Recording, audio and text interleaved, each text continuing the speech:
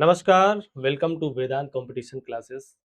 आज हम लोग एक ऐसे दुखद और संवेदनशील मुद्दे पर चर्चा करेंगे, जो उत्तर प्रदेश ही नहीं, वरन पूरे भारत में चर्चा का विषय बना हुआ है। आप लोगों ने देखा कि हाल ही में कुछ समय पूर्व उत्तर प्रदेश की राजधानी लखनऊ के अलीगंज में एक बिल्डिंग में आग लग जाती है और 15 बच्चों को अपनी जान गंवानी पड़ी। मेरा प्रश्न ये है कि क्या जब तक कोई हादसा नहीं होगा, तब तक ये सरकार, ये संबंधित विभाग अपनी सेफ्टी के मानक चेक नहीं करेंगे? अचानक से इस देश में या इस प्रदेश में ये बाढ़ सी आ गई है कि सारे कोचिंग संस्थानों को बंद किया जा रहा है, सील किया जा रहा है क्योंकि उनके सेफ्टी मानक पूरे नहीं। क्या किसी घटना का इंतजार रहता है? आप लोगों ने देखा होगा पिछले साल दिल्ली में एक लाइब्रेरी में बेसमेंट में पानी भर गया था और कई बच्चों को अपनी जान गंवानी पड़ी थी। क्या उसके बाद सेफ्टी मानक पूरे नहीं किए गए? क्या देश में वैसी कोई व्यवस्था चेक नहीं की गई और इंतजार था कि बिल्डिंग में आग लगे और उसके बाद फिर से मानक चेक किए जाए? और इसी पर मैं चर्चा करने के लिए अपने वरिष्ठ अध्यापक आदरणीय श्री छत्रपाल जी को मंच पे बुलाना चाहूँगा, वो आपको बताएँगे। और मैं इनसे सबसे पहले तो मैं इनका स्वागत करना चाहूँगा और इनसे पूछना चाहूँगा कि ऐसे कौन से सेफ्टी मानक हैं जो भारत की लगभग-लगभग कोई भी संस्था उन मानकों को पूरा नहीं करती है, जिसके कारण लगभग सभी संस्थाएँ सील हो रही हैं? सर, आप इस विषय पे कुछ बताएँगे? अभी हालिया में जो घटना हुई एक बेहद दुखद घटना है। ऐसी घटनाएँ घटित नहीं होनी चाहिए और अगर किसी भी कोचिंग संस्थान या कोई कमर्शियल बिल्डिंग पर अगर सेफ्टी मानक पूरे नहीं हैं, तो उनका सील होना जायज़ बनता है। लेकिन क्या जो बड़े संस्थान हैं, बड़े संस्थान से तात्पर्य है छात्रों की संख्या से। कोई 1000, कोई 2000, कोई 4000, कोई 5000 पढ़ाते हैं और कोई 4 बच्चे पढ़ाता है, तो क्या सबके लिए एक जैसे मानक होंगे? अब मैं बताता हूँ आपको मानक क्या-क्या हैं, उसकी मेरे पास पूरी लिस्ट है कि प्रदेश सरकार ने और कोचिंग संस्थानों के लिए जो बनाए हैं मानक, उनकी लिस्ट क्या है। बेसमेंट में कोचिंग बैन होना चाहिए, बिल्कुल कंपल्सरी होना चाहिए, चाहे 4 बच्चे पढ़ाएँ, चाहे 10 बच्चे पढ़ाएँ। बेसमेंट पे मेरा भी मानना है कोचिंग संस्थान नहीं चलने चाहिए, कोई कमर्शियल काम नहीं होने चाहिए थे। दूसरा है आपातकालीन निकास द्वार, ये भी होना चाहिए।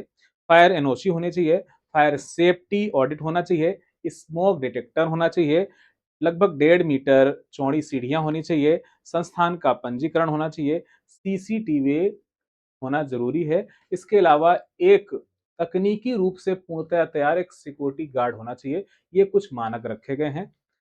तो ये जो 4 बच्चों वाली संस्थानें हैं, ये सारी चीज़ें पूरी नहीं कर सकती हैं, मेरा मानना है। तो कुछ बड़े संस्थान और यानी कुछ कोचिंगों को 2 बाइट में डिवाइड कर देना चाहिए, एक बड़े संस्थान, एक छोटे संस्थान। तो सर, मैं ये देख रहा हूँ कि ये जो कार्रवाइयाँ हो रही हैं, हुँ। ऐसा तो नहीं है कि पहली बार आग लगी हो? पश्चिम बंगाल में जो चुनाव हुए, वहाँ पे जो ईवीएम रखी थी, सरकारी बिल्डिंग थी, वहाँ पे आग लग गई। मैंने नहीं देखा कि किसी प्रदेश में, भारत में इतने राज्य हैं, किसी प्रदेश के ऐसे बिल्डिंग पे कार्रवाई नहीं हुई कि आपके यहाँ ईवीएम रखी जाएँगी तो सेफ्टी मानक पूरे हैं कि नहीं। इसके साथ मैंने देखा कि जो झांसी में एक यूनिवर्सिटी है, मेडिकल कॉलेज है, वहाँ पे आग लगी, लेकिन उसके बाद पूरे देश, प्रदेश के किसी भी संस्थान में, किसी भी स्वास्थ्य विभाग में ऐसी कोई कार्रवाइयाँ नहीं हुई। लेकिन जैसे ही ये आग लगी और ये खबर आई कि ये एक कोचिंग संस्थान था, तो अचानक से देश में मतलब एक तरीके से मुहिम छेड़ दी गई कि दिलीप किसी भी जी, मैं यहाँ पे आपको हुँ, टोकना चाहूँगा। जी। वो एक कोचिंग संस्थान नहीं था, पहले तो ये क्लियर करना है। तो क्या ये मैं सोचूँ कि टारगेट किया जा रहा है कोचिंग संस्थानों को? क्योंकि अभी कुछ दिन पहले एक विशिष्ट पत्रकार हैं अंजना ओम कश्यप जी, जिन्होंने टीचर्स को टारगेट किया। उसके बाद खान सर का जो मुद्दा था उसको बहुत तेज़ी से उठाया गया, जबकि देश में और मुद्दे थे जिन पे बात करनी चाहिए थी। लेकिन फिर भी मैं ये समझता हूँ कि ये सारी की सारी चीज़ें कोचिंग संस्थानों पे हो रही हैं। इस चीज़ को आप कैसे देखते हैं सर? मुझे लगता है देश की जो मीडिया है वो बायस हो चुकी है।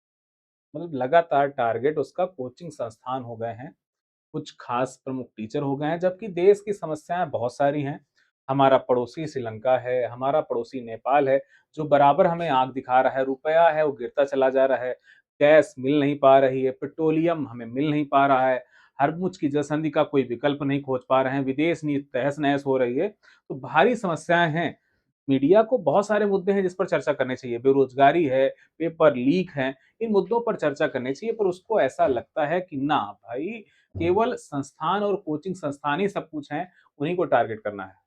तो क्या मैं सर ये समझ सकता हूँ कि सरकार इस समय टीचरों से डरी हुई है? क्योंकि मैं देख रहा हूँ सोशल मीडिया हो, न्यूज़ चैनल हो, टारगेट सिर्फ़ टीचर हैं। चाहे मीडिया टारगेट करे, चाहे सरकार टारगेट करे, चाहे आंदोलनकारियों को परजीवी बोला जाए या कॉकरोच बोला जाए, ऐसा क्यों है कि युवा को ही और खासकर जो टीचर वर्ग से या शिक्षा वर्ग से या जो लोग रोजगार मांगते हैं, उनको टारगेट करने का काम किया? सरकारें हमेशा चाहती हैं कि देश में शिक्षा का प्रसार ज़्यादा ना हो, कम से कम लोग पढ़े हों और पढ़े भी हों तो ऐसे मौन व्यक्ति रखे जाएँ, जो सरकार से प्रश्न ना कर पाएँ। उनको ऐसे फँसा कर रखा जाए कि जो भारत माता की जय के नारे लगाते रहें, जय श्री राम के नारे लगाते रहें, काशी मथुरा की बात करते रहें। सरकार इसी में फँसा कर रखना चाहती है। नोटबंदी, अवमूल्यन, गिरती हुई देश की अर्थव्यवस्था, ऐसे जो मुद्दे हैं, पेपर की धांधली, नौकरियों में बढ़ता भ्रष्टाचार, इस पर चर्चा ना हो। इस ये सारी चर्चाओं का जो केंद्र बिंदु है, वो शिक्षक है और आज का नया युवा है। इनके प्रश्न चिन्हों पर कुठाराघात कर दिया जाए, इनकी आवाज ही ना उठाई जाए। सरकारें और प्रशासन यही चाहते हैं। मैं ये समझता हूँ कि जो काम मीडिया को करना चाहिए था, वो काम आजकल हमारे देश के शिक्षक कर रहे हैं। वो आवाज़ उठा रहे हैं क्योंकि ज़ाहिर-सी बात है वो गुरु हैं। वो संविधान भी पढ़ाते हैं, वो इतिहास भी पढ़ाते हैं और वो देख रहे हैं कि किस तरीके से अनियमितताएँ हो रही हैं। अच्छा सर एक बात बताइए कि जिस तरीके से ये त्वरित कार्यवाही कोचिंग संस्थानों के खिलाफ की जा रही है, क्या आपने कभी ऐसी कार्यवाही किसी अन्य संस्थान या जो बिल्डिंग्स हैं, जो व्यावसायिक बिल्डिंग्स हैं या जो सरकारी बिल्डिंग्स हैं, कभी आपने ऐसी कार्रवाई देखी है, ऐसा उन पे होते हुए? अभी खास कुछ दिन पहले 2024 की बात है, जब झांसी मेडिकल कॉलेज पर नवजात बच्चों के हॉस्पिटल पर आग लग गई और उस पर कुछ सरकार के एक विधायक का नाम आया, इन सब चीज़ों को दबा दिया गया। हमारे कानपुर में एक विद्यालय है, एक्सिस कॉलेज है, जो चारागाह पर बना हुआ है और उसका कोर्ट ने ऑर्डर कर दिया। इलाहाबाद हाई कोर्ट ने ऑर्डर कर दिया, इसको गिरा दिया जाना चाहिए, लेकिन वो सुप्रीम कोर्ट चले गए और मैं ये मानता हूँ और आप सब भी मानते होंगे इस बात को कि वो एक्सिस कॉलेज चलता रहेगा, उसको कोई गिराने वाला नहीं है। लेकिन यही अगर गरीब का घर होता, तो पक्का बुलडोज़र चल जाता उस पर। तो जो बिल्कुल। धनाढ्य हैं, जो सरकार में जुड़े हुए हैं, जिनके पास पैसे हैं, उनके लिए अलग से कानून है और गरीबों के लिए तो उनको कह दिया गया है परजीवी, कीड़े-मकोड़े, कॉकरोच कह दिया गया है, तो हम लोगों को तो ऐसे ही जीना है। अच्छा, ये इस समय विशेष मुद्दे पे रहे हमारे खान सर और रोशन सर। आप इन पर क्या बोलना चाहेंगे? क्या ये इस राजनीतिकरण के शिकार हो गए? मुझे लगता है कि खान सर का बड़बोलापन जो था, वो कहीं न कहीं उनको ले डूबा है।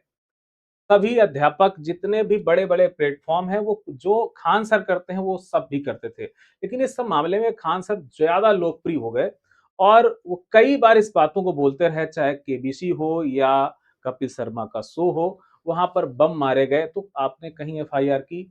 अगर इतनी अराजकता थी, तो आपको एफआईआर करनी चाहिए थी। शायद इस बार भी उनका केवल टीआरपी ही था उनका मुख्य उद्देश्य, लेकिन इस मामले पर वो फँस गए इस बार। जहाँ तक रोशन सर की बात है, खान सर की बात है, इस मामले को ज़्यादा तूल नहीं देना चाहिए। वो 2 शिक्षक हैं, आपस में इस मामले को पलटा लेंगे, जिस भाषा हमारे यहाँ कहते हैं जी, कनपुरिया भाषा में। बिल्कुल। लेकिन रोशन सर ने इस चीज़ को दिखा दिया है कि वो असली जो पटना में जो धरातल के टीचर हैं, उन्होंने दिखा दिया। उनके लिए छात्र सड़कों पे थे, लाखों की हुँ। संख्या में थे। तो कहीं न कहीं खान सर से गलती हुई है और बड़ा जो होता है अपने आप में क्षमा माँग कर ही बड़ा होता है। अगर खान सर को लगता है कि गलती हुई और वास्तव में लगता है कि जो उनका स्टेटमेंट है कि गोली 8 राउंड चली और बाद में उनका स्टेटमेंट है कि ऐसा कुछ नहीं कहा गया, तो जो जी। गलती हुई उस गलती के लिए क्षमा याचना कर लेनी चाहिए। मेरा तो उनको इस पर संदेश है। अच्छा, क्या ये नहीं लगता है कि ये आधारशिला कहीं न कहीं मीडिया द्वारा की जा रही है? जैसे अंजना ओम कश्यप ने कहा, ये 2 कौड़ी के टीचर हैं, कुछ भी लेकर के आ जाते हैं, ब्लैक बोर्ड पे बना देते हैं। तो ऐसी टिप्पणियाँ ये अचानक से शिक्षकों के खिलाफ कैसे आनी शुरू हो गई? तो एक्चुअली में अंजना ओम कश्यप हुँ, सभी शिक्षकों के बारे में नहीं कह रही थी। हुँ, संभवतः जब रूस के राष्ट्रपति भारत आते हैं और अंजना ओम कश्यप को इंटरव्यू लेने का हुँ। मौका मिलता है, तो खान सर बार-बार इस बात को उठाते हैं कि अंजना ओम कश्यप को पुतिन का इंटरव्यू लेने को दिया गया। वो कटाक्ष करते हैं। वो पीड़ा अच्छा, कहीं न अच्छा। कहीं टीस थी उनके अंदर अंजना ओम कश्यप की, हुँ, इसलिए उन्होंने खान-वान सब कुछ बोलते हुए खान सर को ही टारगेट किया था। पर अब इन सब चीज़ों से बढ़ना चाहिए। उन्होंने 2 कौड़ी कहा, हम कहते हैं 2 कौड़ी के नहीं, हम लोग आधी फूटी कौड़ी के टीचर हैं। तो ठीक बात है, क्योंकि सरकार भी मानती है, प्रशासन भी मानता है, मीडिया भी मानता है कि शिक्षक जो है वो फूटी कौड़ी का भी नहीं है, 2 कौड़ी से भी कम है, तो हम मान लेते हैं कि हम 2 कौड़ी के लोग भी नहीं हैं। लेकिन जो युवा के लिए तो विसंगतियाँ हैं, धांधली हो रही है, इस पर पारदर्शिता अगर कर दी जाए प्रशासन की तरफ से, सरकार की तरफ, और मीडिया इन मुद्दों को भी उठाए, तो हम मीडिया के लिए भी पीठ थपथपाएँगे। और शायद मीडिया भारत की जो फ्रीडम है, इसका जो इंडेक्स में है, वो बहुत पीछे इसी कारण है, क्योंकि वो बेवजह के जो मामले हैं उनको तूल देती है, जो धरातल के मुद्दे हैं उस पर आवाज़ नहीं उठाती। कभी किसी के शादी का प्रोग्राम जिसमें टीआरपी के लिए खेलते हैं, मरते हैं, सच्चाई, ईमानदारी के लिए हमारे यहाँ मीडिया का अस्तित्व मर चुका है हमारे देश में। अच्छा सर, मैं एक क्वेश्चन और आपसे पूछना चाहूँगा। देश की जैसी व्यवस्थाएँ चल रही हैं, कोई आगे आने के लिए तैयार नहीं है। ख़ासकर जो सबसे ज़्यादा अगर कोई सफ़र कर रहा है, तो वो है युवा। क्योंकि अपनी ज़िंदगी के सबसे गोल्डन दिन वो कॉम्पिटिशन की तैयारी करने में बिता देता है, इतना करप्शन होता है। और अगर शिक्षक संस्थान या यूँ कहें शिक्षक भी सिर्फ़ राजनीति में आकर के विरोध में आवाज़ उठाएँगे, उनके हित की बात करेंगे, तो यहाँ पे शिक्षक संस्थानों की भूमिका कैसे तय होगी? कि क्या उनको करना चाहिए? क्या उनको अपनी लीक से हट करके इस विषय पर बोलना चाहिए या नहीं बोलना चाहिए? आप कैसे इस चीज़ को देखते हैं? जो भी शिक्षक हैं, वो बोलते हैं हर मुद्दे पर, बहुत सारे शिक्षक स्पष्ट रूप से बोलते हैं, सरकार के साथ भी रहते हैं, सरकार के खिलाफ भी जाते हैं। जो काम जहाँ पर सराहनीय है, वहाँ पर हम लोग सब मिलकर सरकार की वाहवाही भी करते हैं, लेकिन जहाँ पर सरकार गलत करती है, वहाँ पर प्रश्न चिन्ह भी उठाते हैं, और ये लगातार चलता रहेगा। लेकिन आपने जो बात उठाई कि छात्रों के साथ जो खिलवाड़ हो रहा है, देखो मैं इस पर और बात करना चाहता हूँ कि जो परीक्षाएँ चल रही हैं, चाहे रेलवे हो, चाहे पुलिस हो, चाहे होम गार्ड हो, इन सभी परीक्षाओं में ज़्यादातर वो बच्चे आते हैं जो ग्रामीण परिवेश से हैं, गरीब बच्चे हैं, और बड़े-बड़े संस्थानों में प्रश्न जो उठाता हूँ कि ये जो सिलेक्शन वाला है कि 10,000 हमने दिए, 15,000 हमने दिए, आज भी जो सबसे ज़्यादा सिलेक्शन है, वो ग्रामीण क्षेत्रों से आते हैं। आप लाइन के टीचर देते हैं सिलेक्शन, आज भी देते हैं। वो जो 4 बच्चे पढ़ा रहा है, उसमें भी 2 का सिलेक्शन कर देता है, और जो 1 लाख कोर्स बेच रहे हैं, वो 3 का सिलेक्शन नहीं करा पाते हैं। ये कुछ जो टॉपर हैं, उनको परचेज़ ज़रूर किया जाता है, इसीलिए जो ज़्यादा सफलता है वो गाँव से आती है, किसान से आती है, तो इसको बहुत ध्यान में रखना चाहिए। अच्छा सर, मैं एक प्रश्न और पूछना चाहूँगा। क्या देश हमारा इतनी टेक्नोलॉजी, इतनी बड़ी अर्थव्यवस्था, इतने लोग, इतने इंजीनियर्स के बाद आज भी वो इंफ्रास्ट्रक्चर डेवलप करने के काबिल नहीं है कि हम लोग अपने देश में परीक्षाएँ करा सकें? जबकि भारत इस बात का डंका पीटता है दुनिया में कि वो दुनिया के सबसे बड़ी लोकतंत्र है और वो इतने बड़े पैमाने पे चुनाव कराते हैं, इस बात का क्रेडिट भी लेते हैं हमारे प्रधानमंत्री जी। तो इस बात का क्रेडिट कोई क्यों नहीं लेना चाहता कि देश में जो है कोई इंफ्रास्ट्रक्चर नहीं है। आए दिन अभी मैंने सुना विनय शर्मा सर कह रहे थे कि इन 7 सालों में लगभग 80 से ज़्यादा परीक्षाएँ लीक हुई। तो क्या इंफ्रास्ट्रक्चर डेवलप करने की कोशिश नहीं की जा रही है या फिर देश उस काबिल मैं समझता हूँ कि बन ही नहीं सकता कि फेयर तरीके से एग्ज़ामिनेशन हो पाए?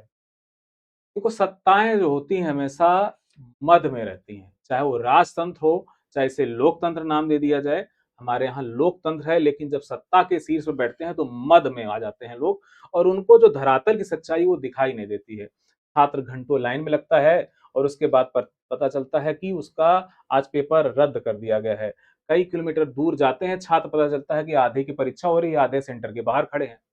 वो गरीब किसान का बच्चा जनरल में जाता है, संघर्ष करके जाता है, परीक्षा आउट हो जाती है, फिर दोबारा जाता है। एक बिहार की घटना आपने शायद सुनी होगी, ये एक लड़की का पिता जाता है और होटल पर भी रुकता है, जहाँ उस लड़की के साथ छेड़छाड़ हो जाती है।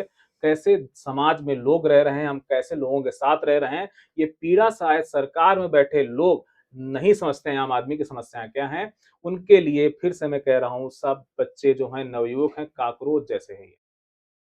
जी। अच्छा सर, आपके हिसाब से युवाओं के भविष्य के निर्माण के लिए कोचिंग संस्थान की क्या भूमिका है? जो दिलीप जी कोचिंग संस्थान है, वो कोचिंग हुँ, संस्थान भविष्य गढ़ते हैं। जी। नवयुवक को उसकी सफलता तक पहुँचाते हैं। वो ग्रामीण परिवेश में या शहरी क्षेत्र में रह रहे हुए युवक को उसके लक्ष्य तक पहुँचाने में मदद करते हैं। उसको किस रास्ते पर जाना है, लक्ष्य तक कैसे भेजना है, वो सही दिशा दिखाते हैं। यानी एक नए समाज को, एक विकसित भारत को निर्माण में कोचिंग संस्थान बहुत इम्पोर्टेंट हैं। अगर कोचिंग संस्थानों पर ऐसी ही त्वरित कार्रवाई होती रही, मैं फिर से कहना चाहता हूँ, कोचिंग संस्थानों को 2 धड़ों में बाँट देना चाहिए। एक बड़े शिक्षण संस्थान जहाँ पर 500 हज़ार बच्चे पढ़ते हैं, उनके लिए ये सेफ्टी फीचर बहुत ही ज़रूरी है। लेकिन बहुत सारे देश में ऐसे शिक्षक हैं, जो ग्रामीण परिवेश में रहते हैं, उनके पास केवल केवल एक झोपड़ी है, वहाँ पर 10-20 बच्चों को पढ़ा रहे हैं, वो सेफ्टी फीचर पूरे नहीं कर सकते हैं। अगर ऐसे ही नियम सरकार लाती रही, तो बहुत सारे लोग बेरोज़गार हो जाएँगे, बहुत सारे चूल्हे नहीं जलेंगे, सिलेंडर आप दे ही नहीं पा रहे हैं। तो देश में बहुत सारी समस्याएँ हैं, सब टारगेट कोचिंग संस्थानों को मत करिए। जी, बहुत सारे विभाग हैं जिन पर आप देखिए, जहाँ पर धांधली, जहाँ पर भ्रष्टाचार चरम पर है, कोई भी सरकार हो, हर सरकार पर रहता है ये धांधली, भ्रष्टाचार समाप्त होने वाली चीज़ नहीं, इस पर कठोर कार्रवाई करनी होगी। पर सरकारें कैसे कठोर कार्रवाई करेंगी? पश्चिम बंगाल में आपने देखा होगा कि सरकार भारतीय जनता पार्टी की बनी और उसने टीएमसी के सारे विधायकों को अपनी पार्टी में पहले लिया, ऐसे अरुणाचल पे किया। तो वो सत्ताधारी दल में जो सत्ता में रहने वाले लोग हैं, वो इधर से उधर होते हैं, सरकारों के नाम चेंज होते हैं, लेकिन व्यक्ति वही बने रहते हैं। जैसे कि महाराष्ट्र की अगर बात करें, दिवंगत हैं, बात नहीं करनी चाहिए, अजीत पवार साहब हैं, जिन पर 70,000 करोड़ के घोटाले का आरोप प्रधानमंत्री जी ने स्वयं लगाया था और कुछ ही दिन बाद उनको उप मुख्यमंत्री बना दिया था। तो आप आरोप लगा रहे थे, या तो आप गलत थे उस टाइम पर, तो इस पर क्षमा मांगिए, या आप उसको भ्रष्टाचारी कह रहे थे, या तो वो ईमानदार हो सकता है व्यक्ति, या तो भ्रष्टाचारी हो सकता है। आप उसको एक बार भ्रष्टाचारी कहते हैं और बाद में उसको ईमानदारी का चोला पहना देते हैं। तो ये खामी है और ये देश के पंत प्रधान से खामी है। तो सब ये लगातार जो श्रृंखला यहाँ बराबर खामी पाई जा रही है, इन सब से सबको लड़ना होगा और तभी जाकर देश साफ हो पाएगा, भ्रष्टाचार से मुक्ति होगी, परीक्षाओं में पारदर्शिता आ पाएगी। बहुत-बहुत धन्यवाद सर आपका, इस विषय पर अपने राय रखने के लिए। नमस्कार, धन्यवाद आपका नमस्कार। भी।